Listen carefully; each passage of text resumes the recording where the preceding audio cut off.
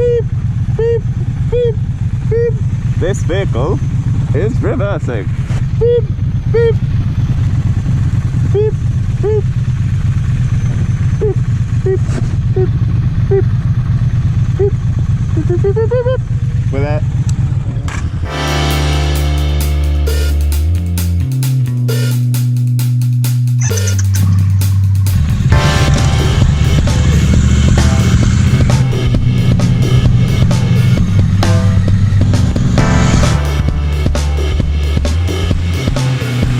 Is yours not working? Oh mate, you gotta go to the garage.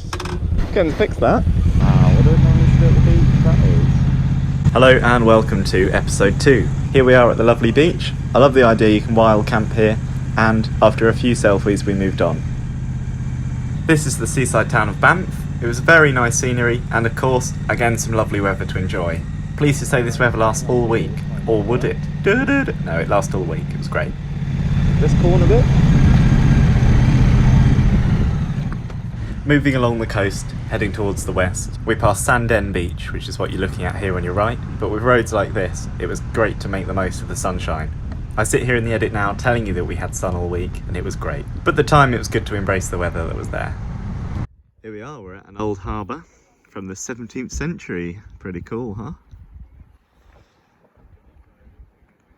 Beautiful weather, hoping it continues.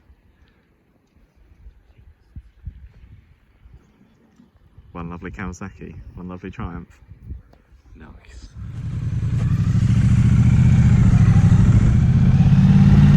Turn left in 1919, Penrith Street.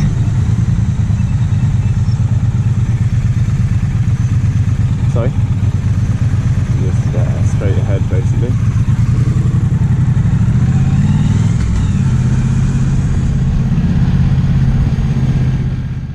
After leaving the harbour, we got back on the roads, continuing towards the west. I was just getting ready to commit to an overtake, and thankfully Jason spotted the police caravan, sat waiting in a lay-by ahead. Had I used this chance to overtake on this long straight, I reckon I would have been clocked at 85, 90. This bike can certainly pick up speed. Cheers for that, Jason. I'm not sure how I missed them. It was from here onwards we're officially on the west side of Scotland. Although the east is quite pretty, it's very boring in comparison to the west. There's a lot less variety in what you see as you go along, and as you see here, 1 minute you're through a forest, the next minute you're approaching a McDonald's. Oh. Yes, that's true. Sadly, despite being next to some of the most lovely seaside towns with fresh food on their doorstep, we were forced to resort to a McDonald's. It's not something I would have chosen, but there we go. After McDonald's, we moved on to some more scenic places, hopefully with some better quality food. It soon realised to us we were passing Loch Ness. Now I always imagined Loch Ness as this tiny little pond that lots of myths have been made about, but it turns out it's gigantic. To drive around Loch Ness, it's something like 50 miles the whole way. There it is, Loch Ness.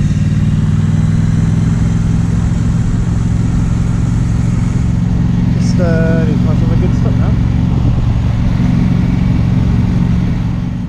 Here's us coming alongside Loch Ness.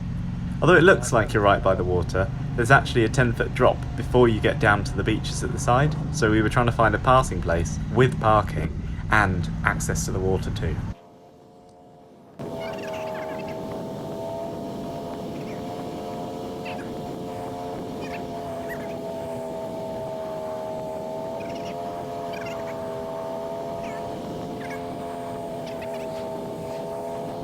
After finding somewhere with easy access to the water, we took a little dip, Jason went for a swim, and I paddled at the side. We then moved on to the local shop to get dinner for the evening. So here we are outside Co-op, and I've come up with a brilliant idea. I brought a giant barbecue, but by folding it in half, it works. I've also got some kitchen tongs because I kept burning my plastic fork, and I've got some sausages and bacon as well. So Jason's in there getting the beer, the eggs, and whatever else he comes up with. And we're about 2 miles from the campsite, so we'll be heading off very soon. Catch you guys later.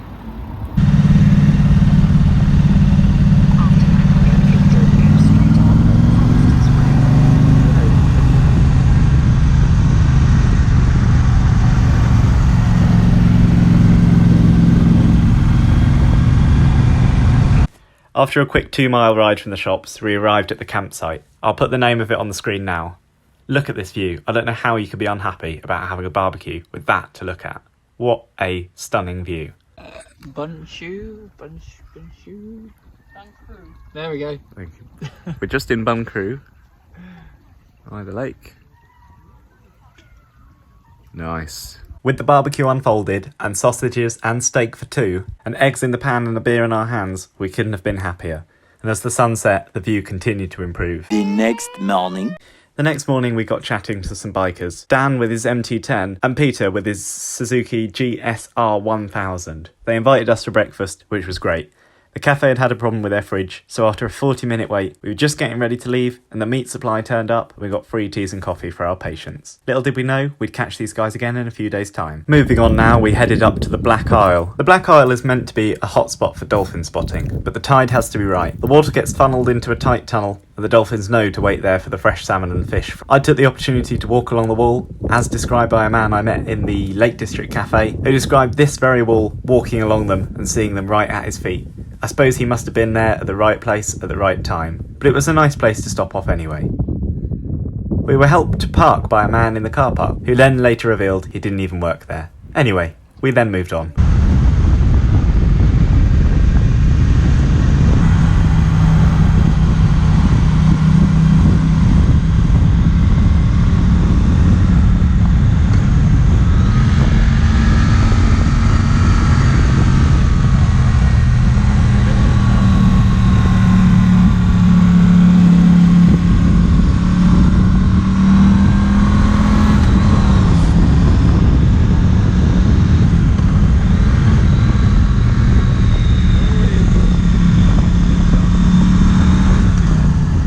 The confidence was building on the roads, and the scenery sure was too. These long stretches of roads go around the entire coast of Scotland. As I said earlier, you do have to watch out for cracks, conveniently in the middle of the road on the corners, but apart from that I found they were pretty well maintained.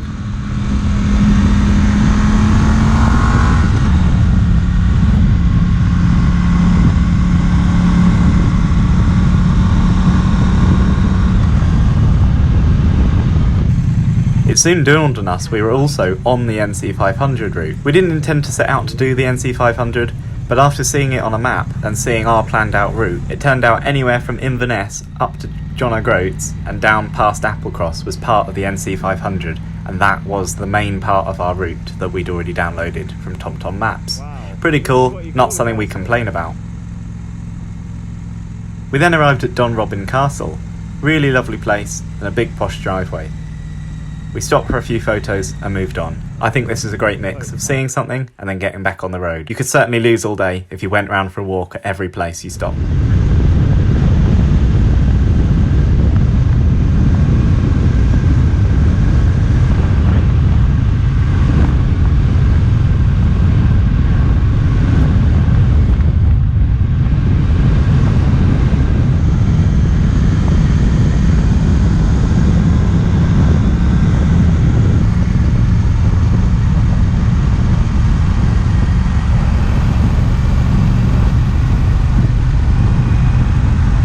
Nicest route ever. It shows like this alpine pass.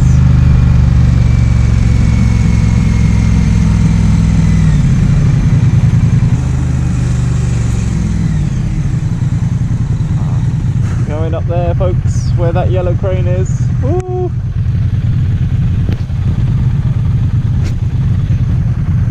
Yeah! Oh, you have to come over to the left.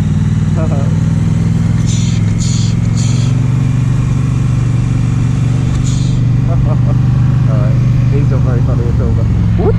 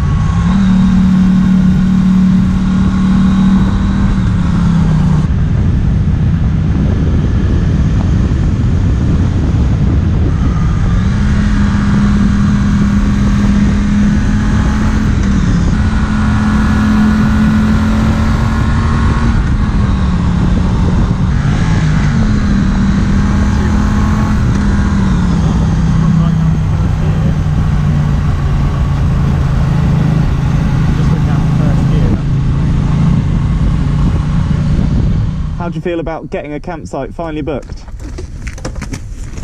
Yes, woo! 5th one we called, and they've had a no-show. They were about to say no, they checked with the other boss, and they've had a no-show, so we're getting their pitch. Well, hey, let's rock and roll. Let's rock and roll to Wick. Yes, you heard it right. After finally calling 5 campsites, one finally said yes to us, only because they had a no-show. This campsite was really nice, but a bit hippie-ish. Jason took the option of using the cassette toilet, with no door and just in a wooden box looking out at the landscape. I, on the other hand, don't fancy that, so I used their normal indoor toilet. Not been too bad with bikers. We've had a few bikers on. Yep, no, you're fine. You're still within normal. The end of the road. Okay, great. Okay, and the grass area on your right-hand side. Lovely. Is where you put your tents up. Fantastic. So I'll pop down and make sure you're on the right bit. The site was really clean, and it even had a fire pit, so we brought a bag of logs from them and had one big fire.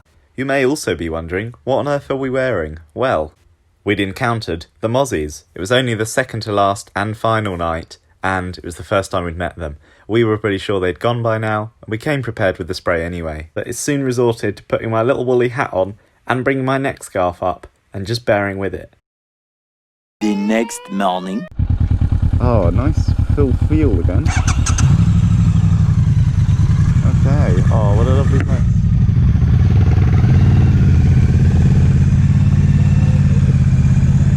Well, maybe there'll be more to come.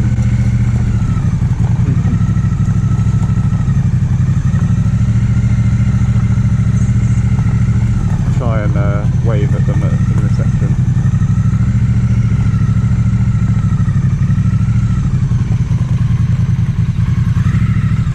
Bye! Thanks very much. We then arrived at John O Groats. The original plan was to camp at John O Groats camping site. This is a huge site with space for 230 pitches. Sadly they shut last season, they shut again this season, so all the other campsites are taking up the slack. But it was exciting to arrive at John O Groats, and after the handful of tourists had finished having their photo, I suggested we went one extra step and brought the bikes right up to the sign. This was a great idea, and I highly recommend you do it. It's really easy, there are no number plate cameras, and yes, it's off-roading, but it's the lightest bit of off-roading you'll ever do. I've seen driveways worse than this. Now, I really debated whether or not to put this in my video, but just as we were leaving John O Groats, we accidentally got a third member of the team.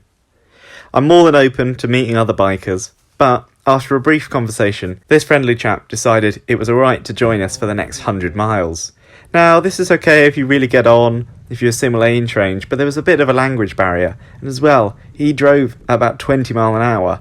Here's an example of us letting 3 green traffic lights go before he caught us up. The group dynamic had changed from just me, Jason, and the open road with our tents in the back, to having to look out for a third guy. Now, this is a little bit tricky, and I'm really sorry if this is you and you ever see this video, but in my opinion, you can't just join someone else's trip for the rest of the week. He was talking about where we were setting up camp for the evening, and we knew that would be him joining us for the second day. So we did the mature thing and ditched him. We did later catch him back up, and again, we'd meet him a few days later at the only petrol station in Applecross, just by chance. This was really, really tricky, but if you are solo and you're looking to go on a trip, maybe don't try and join someone else's holiday. Think about how long me and Jason have planned this for. We've been talking about this for about 1.5 years, 2 years, and it was finally so exciting to have it happen. It's really tricky, and some of you watching this might think we're being difficult, but just imagine this. You're out with your friend on the trip you've always been talking about, and all of a sudden you've got a third guy to deal with. But I did find it a bit strange that he just wanted to tag along on the rest of the NC500. Really nice to have a chat, but if you're solo and you're thinking of joining someone else's trip, really make sure they definitely want you there. Should we hang around a bit for Matey Boy, or do you reckon he's long gone? But he would again catch us up a few days later. Obviously, if you're doing the NC500, you're going to start to see the same faces, the same vehicles. And this is what we did. I started to recognise a lot of the camper vans. We'd meet a lot of the families from the campsite that morning, at the cafe that evening. And it would be just by chance. We're all following the same route, heading the same direction. Of course, we're going to leapfrog over each other at some point. But let me know in the comments down below, what would you do if a random stranger wanted to join the rest of your trip? Would you let them, or would you politely have to let them go like we did?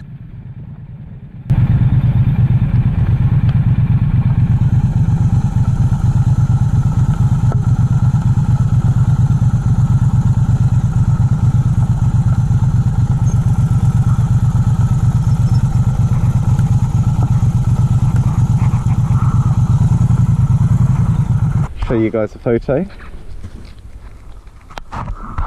There you are. It's pretty cool, isn't it?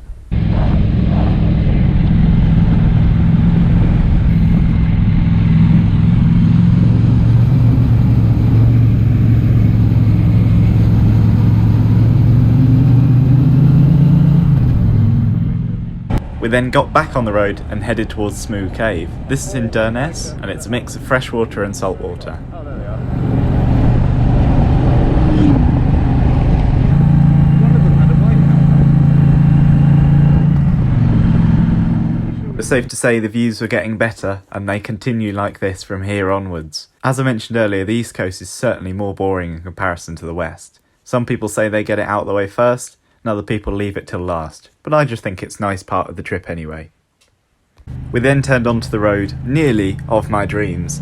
If the water level was the same level as the road, this is generally something I had to dream about once. Just riding, beautiful bike, lovely weather, right by the coast. What a cool road this was. We only found it because TomTom diverted us.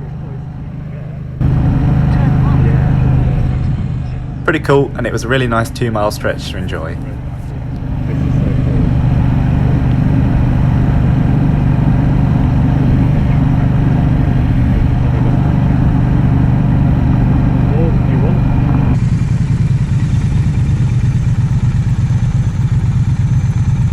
We then carried on heading towards Smoo Cave. Our friend from earlier would catch us up here, and then he would catch us up again on the next stop. This was starting to get a bit annoying, as a 10-minute delay meant that we felt bad for leaving him, but also meant we were hanging around quite a lot, trying to catch him up, to try and find that opportunity to say, shall we split? But as well, if you split on a road like this, and you both drive off in the same direction, it's going to be very awkward. So there was no going back, we had to embrace it for a little bit longer.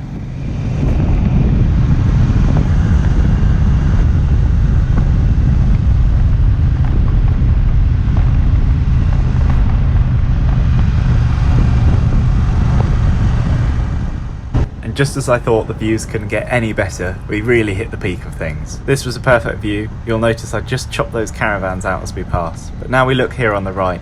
Look at that. This really felt like I was in Norway, cruising down the fjords rather than heading through Scotland. And as well, not a drop of rain.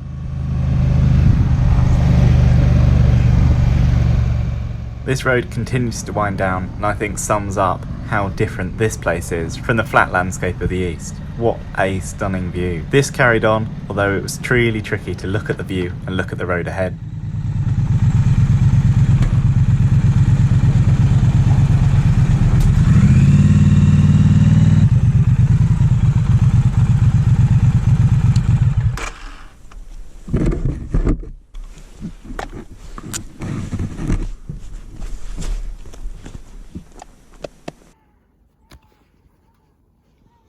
And here we are, somewhere.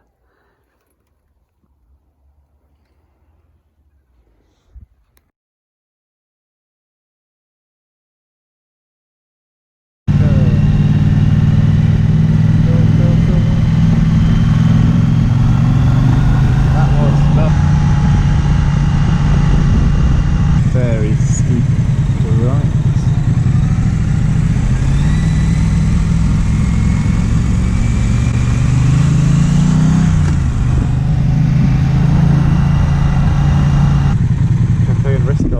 Oh, bloody closed. Oh, right smart.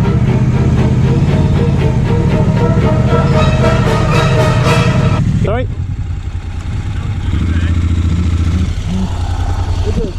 That's alright, I just... Parking with Yeah. car is down. Okay, cool. Okay, we're in it now. Yeah. What? Let's go to that spa. Just go to the shop. Yeah. Okay. Right, Jason, you still there? Nice. You see, Yeah. Okay. Right, should we just nip into that spa? going down. Yeah. Maybe area seat, bread here, part the meat and here. Yeah. That's okay. We'll get our stuff as well. Cool. You good to go? If they said, yeah, you can camp here, would you want to stop here? Okay, nice. Oh.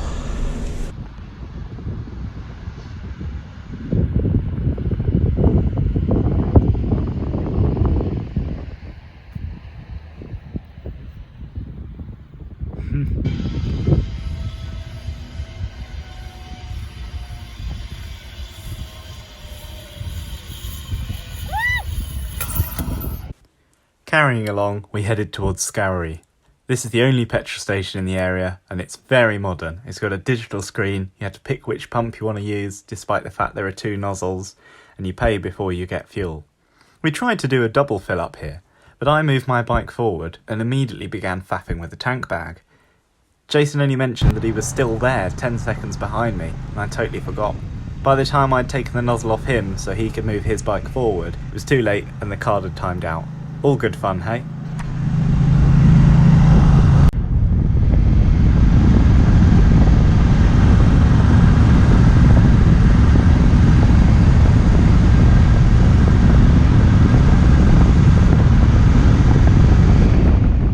We then carried along the road and the scenery just got better and better.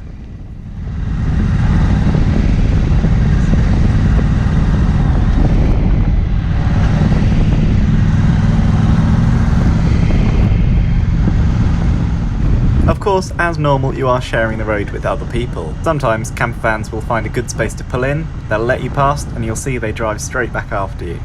This was really nice to see, and it happened most times. Sometimes it doesn't happen, but when it does, you can either take your chance and get past them and chill back a bit. In my opinion, this route is best enjoyed when you're not in a rush and you can stop whenever you like.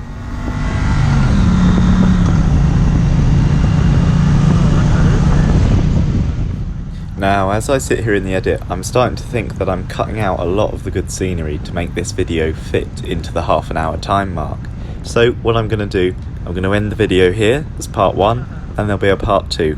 And of course there's a few more episodes to come.